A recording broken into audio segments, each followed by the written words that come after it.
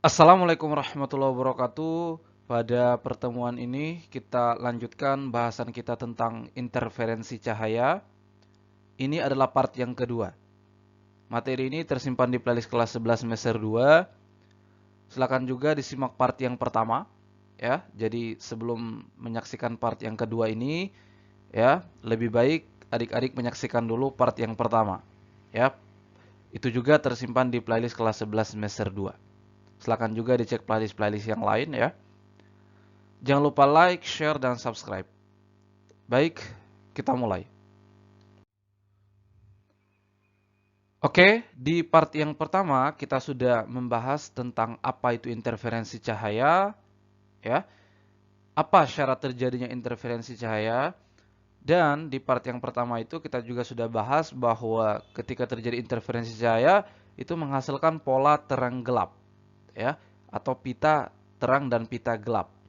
Pita terang atau pola terang itu adalah interferensi konstruktif atau interferensi yang saling menguatkan, sedangkan pita gelap atau pola gelap itu adalah interferensi destruktif atau interferensi yang saling melemahkan, ya. Nah, di part 2 ini kita akan coba rumuskan persamaan-persamaannya baik pada interferensi konstruktif atau pola atau pita terang maupun pita gelap, ya. Kita gambarkan dulu ya. Tentu interferensi cahaya yang kita maksud adalah interferensi celah ganda ya. Sini ada satu celah dan sini ada celah pertama, celah kedua, kemudian jarak antar celah adalah D dan di sini adalah layar atau detektor untuk menangkap pola interferensi yang terbentuk. Dalam hal ini pola terang gelapnya ya. Kemudian ini kita gambarkan ini sebagai sumbu utama ya, sumbu utama atau garis tengah ya.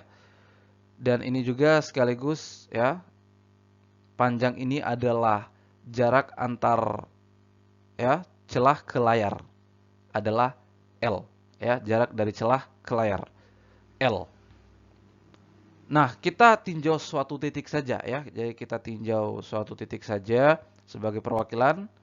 Di titik itu terjadi interferensi atau di titik itulah uh, pola interferensi yang ditangkap pada layar. Katakanlah di titik P ya, titik P. Maka di sini ada ya cahaya yang pertama, kemudian cahaya yang kedua dari celah kedua, kemudian mengalami interferensi di sini atau perpaduan di sini, ya. Oke. Maka kita tarik garis tengah di sini ya sampai ke sini, ini sudut yang terbentuk sebut saja theta, ya. Theta. Nah, jarak atau posisi ya, posisi ya bisa juga kita sebut jarak ya. Titik P ini dari titik tengah ini adalah Y, ya. Di mana titik tengah ini disebut sebagai terang pusat. Jadi disinilah terang pusat, ya. Jarak titik P terhadap terang pusat adalah Y, ya. Nah, di sini ya terjadi perbedaan lintasan kalau kita lihat, ya. Di mana ya sinar dari celah pertama ini lintasannya ya, lintasan 1, kemudian sebut saja dia S1 ya. Sinar dari celah kedua ini ya, ini lintasannya ya, sebut saja panjang lintasannya adalah S2 ya. Dan tentu di sini ada beda lintasan ya, di mana lintasan 2 ini lebih besar dari lintasan pertama. Jadi S2 ini lebih besar dari S1 ya. Artinya bahwa ya sinar yang pertama ini tiba duluan di sini dibanding sinar yang kedua. Ya, karena lintasan sinar yang dari celah kedua ini lebih besar daripada lintasan sinar ya dari celah pertama. Ya, artinya S1 lebih pendek. Sehingga sinar dari celah pertama ini atau cahaya dari celah pertama ini ya itu lebih cepat tiba di titik P. Ada beda lintasan di situ. Nah, berapa panjang beda lintasannya? Kalau kita tarik garis tegak lurus di sini, maka sepanjang inilah beda lintasannya. Kita sebut dia delta S. Ya, kita sebut dia delta S. Nah, di mana delta S ini ya beda lintasan S1 dan S2 ini ya kita kurang saja kan. Yang besar kurang yang kecil ya. Jadi S2 kurang S1 ya. Jadi S2 kurang S1. Inilah beda lintasannya sepanjang ini. Delta S ya. Oke, ya sekali lagi ya. Jadi karena kita tinjau titik di atas ini, maka sinar cahaya yang dari celah pertama ini yang duluan tiba daripada yang di bawah. Di bawah kan agak kejauhan ya. Jadi S2 lebih besar daripada S1, beda lintasannya adalah delta S panjang ini. Nah, di sini ya, jelas bahwa L ini jauh lebih besar dari D. Ya. Jadi rancangan kita ini ya, bahwa jarak celah ke layar itu jauh lebih besar dari jarak antar celah ini. Jadi L jauh lebih besar dari D. Nah, maka ya salah satu tujuannya juga kenapa kemudian L ini jauh sekali ya, supaya kita mendapatkan ya pola interferensi yang jelas ya. Kalau kalau L-nya ini dekat sekali ya, L-nya ini dekat, maka kita belum melihatnya lebih jelas ya pola interferensinya. Kita tidak akan mendapatkan pola interferensi yang jelas. Nah, maka ya ini ini ada segitiga siku-siku nih. Ini kita keluarkan di luar supaya lebih jelas ya. Nah, jadi ini adalah D, sisi ini ya, ini D. Kemudian sisi ini adalah delta S ya. Delta S ini kan. Nah, maka di sini kita lihat nih, ini kan theta ya. Kalau ini theta ya, ini theta. Ini theta ya. Kalau ini theta, ini kan 90 nih. Maka di sini adalah 90 kurang theta. Ya, 90 kurang theta. Kemudian karena di sini 90, maka di atasnya juga theta. Jadi theta ini sama dengan ini, sudut di sini. Jadi sudut ini sama dengan sudut di sini. Ya, silakan dicek saja secara matematis, ini sangat jelas ya. Kalau di sini theta, di sini 90 kurang theta. Karena di sini 90, maka di atasnya adalah theta, ya. Nah, sekarang kita akan merumuskan persamaan ya yang dipenuhi oleh interferensi maksimum atau pita terang atau pola terang ya. Tentu ya, interferensi maksimum atau interferensi konstruktif atau pola terang atau pita terang itu bisa terbentuk, itu bisa terjadi ketika kedua gelombang cahaya ini baik dari celah 1 dan celah 2 ini ya, itu memiliki fase yang sama atau sefase. Ya, sefase. Kalau fasenya sama itu kan akan saling menguatkan. Ya, akan terjadi interferensi maksimum atau membentuk pita terang. Nah, kedua gelombang itu sefase manakala beda lintasannya itu 0, lambda, 2 lambda, 3 lambda. Ya. Ini akan sangat jelas sebenarnya di materi ya, karena tidak perlu lagi saya jelaskan di sini. Ini ada kaitannya di materi gelombang berjalan, di materi beda fase dan beda fase, sudut fase ya. Itu kita sudah bahas bahwa delta S ini bisa kalau di materi gelombang berjalan itu ya, kita identikan juga dengan jarak antar dua titik. Bisa juga seperti itu ya. Oke.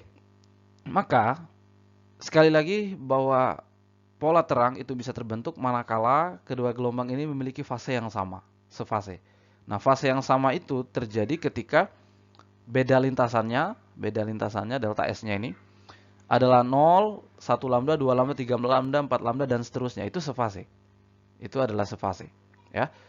Kalau di materi gelombang berjalan itu ya, dua titik itu sefase ketika dia nilainya 1, 2, 3, 4 dan seterusnya. Kalau kita nyatakan dalam lambda, 1 lambda, 2 lambda, 3 lambda dan seterusnya. Itu sama dengan ini, ya. Oke, kemudian dari segitiga siku-siku ini kan siku-sikunya di sini ya. Kalau kita cari sinus theta itu kan sisi depan ya per sisi miring. Delta S ya per D. Ini kan siku-sikunya di sini. Maka ini sisi miringnya ya, sisi yang menghubungkan sudut siku-siku. Delta S sisi depannya per sisi miring, delta S per D. Sehingga delta S adalah D kali sinus theta, di mana delta S itu ya 0, lambda, 2 lambda, 3 lambda dan seterusnya. Jadi bisa 0, bisa lambda, 2 lambda, 3 lambda dan seterusnya.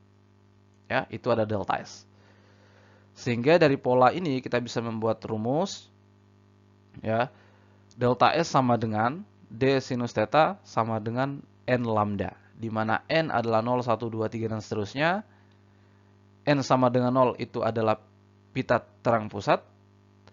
N sama 1 pita terang pertama, N sama dengan 2 pita terang kedua, N sama dengan 3 pita terang ketiga, dan seterusnya. Ya. Nah, itu persamaan interferensi konstruktif. Jadi pada kalau kita mau melihat atau kita mau analisis terang kedua, kita masukkan N-nya sama dengan 2.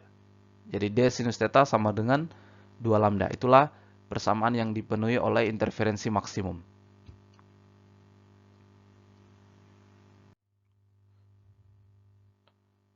Berikutnya adalah interferensi minimum atau pita gelap atau interferensi destruktif, ya. Nah, interferensi minimum atau pita gelap itu, ya, bisa terjadi ketika kedua gelombang ini memiliki fase yang berlawanan. Ya. Itu bisa terjadi ketika beda lintasannya adalah setengah lambda, 3/2 lambda, 5/2 lambda, 7/2 lambda, 9/2 lambda, dan seterusnya. Ya.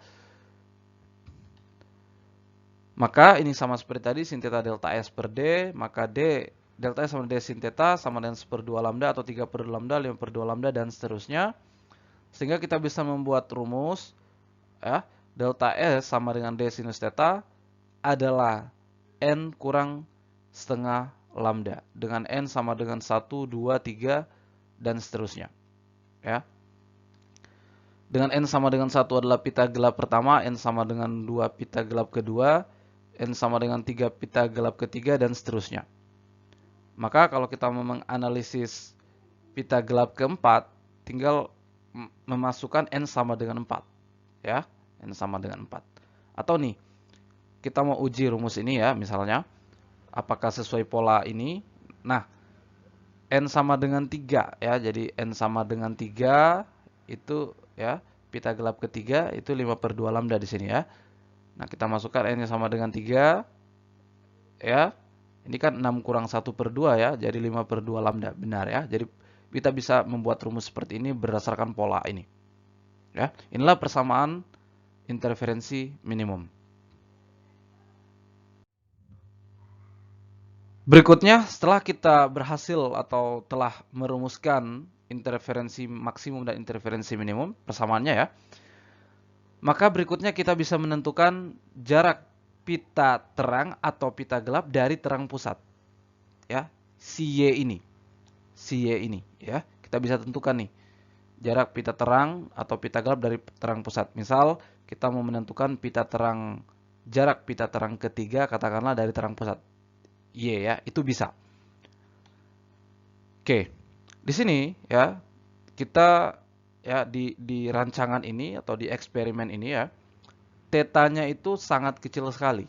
Ya, jadi titik yang kita tinjau ini sebenarnya titik P ini itu sebenarnya katakanlah di sini ya, itu sebenarnya sangat kecil sekali tetanya ya.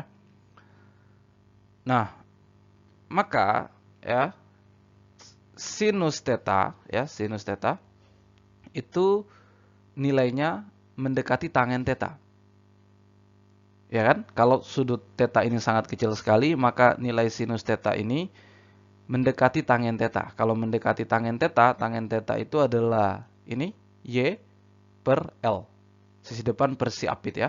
Jadi sinus theta itu nilainya hampir sama dengan tangen theta, kita anggap sama, adalah Y per L. Tangen theta kan Y per L ya. Sehingga ya, kenapa kita harus mengambil besaran itu? Karena kita sulit nih menentukan ini. Ya, maka kita ambil Y dengan L. Oke. Maka untuk pita terang, tadi persamaannya ini ya. Nah, tinggal kita ganti sinus tetanya Y per L, ya, tadi dengan N0, 1, 2, 3, dan seterusnya. Jadi, Y inilah jarak pita terang dari terang pusat. Misalnya kita mau menentukan jarak pita terang kelima, ya, kita masukkan N-nya sama dengan 5, maka bisa dicari Y-nya berapa. Itulah jarak pita terang kelima dari terang pusat. Kemudian untuk pita gelap, tadi rumusnya seperti ini, ya. sin tetanya kita ganti ya, Y per L ya, dengan N123 adalah pita gelap. Maka kalau kita menentukan jarak pita gelap ketiga misalnya dari terang pusat, masukkan N-nya sama dengan 3. Maka bisa dicari Y-nya berapa ya.